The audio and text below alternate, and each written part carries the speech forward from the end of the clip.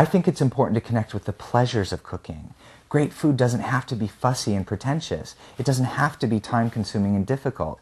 Some of the best recipes I know are the ones with the fewest ingredients and are the easiest to prepare. Obviously, I'm not Italian, but I love pasta.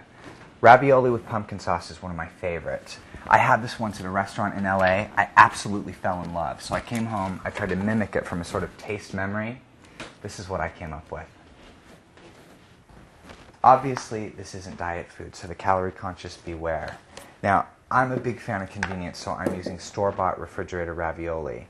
Now, I know there are a lot of people out there who would be horrified at the thought of using anything pre-made or from a package, but I'm looking for flavor, not effort. And Martha Stewart, I am not.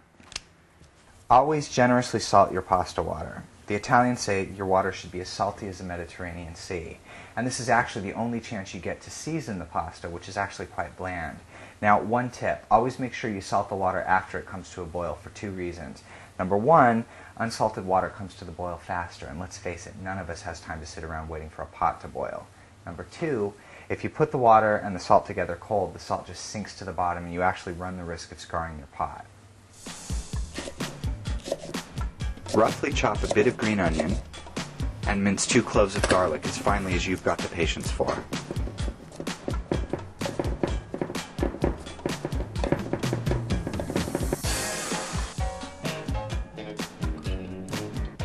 I'm sauteing 1/3 cup of green onions, 1/2 teaspoon of fennel seeds, and 2 cloves of garlic. I like it garlicky, just until the onions are tender. Now it's important that you add the garlic to the oil in the pan while it's still cold. Otherwise, the garlic will just sear right away and turn sort of acrid and bitter. Not a good thing. Crack open a can of evaporated skim milk. Meanwhile, I've got 1 tablespoon of flour, 1/4 teaspoon of salt, and 1/8 of a teaspoon of fresh cracked black pepper, to which I'm whisking in 1 cup of evaporated skim milk.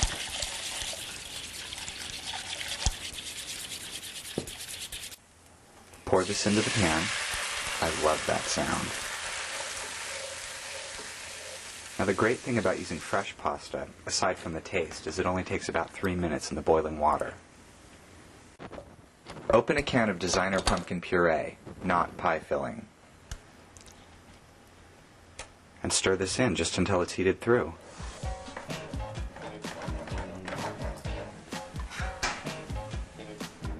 When it's done, drain your pasta well. Now, in theory, this recipe makes enough for 2. In practice, however, 1. And I love to embellish it with these beautiful pale curls of Parmesan cheese. And now the best part. And although I'm sure the Italians don't use refrigerator ravioli, I'm telling you it works very well. Now this is comfort food.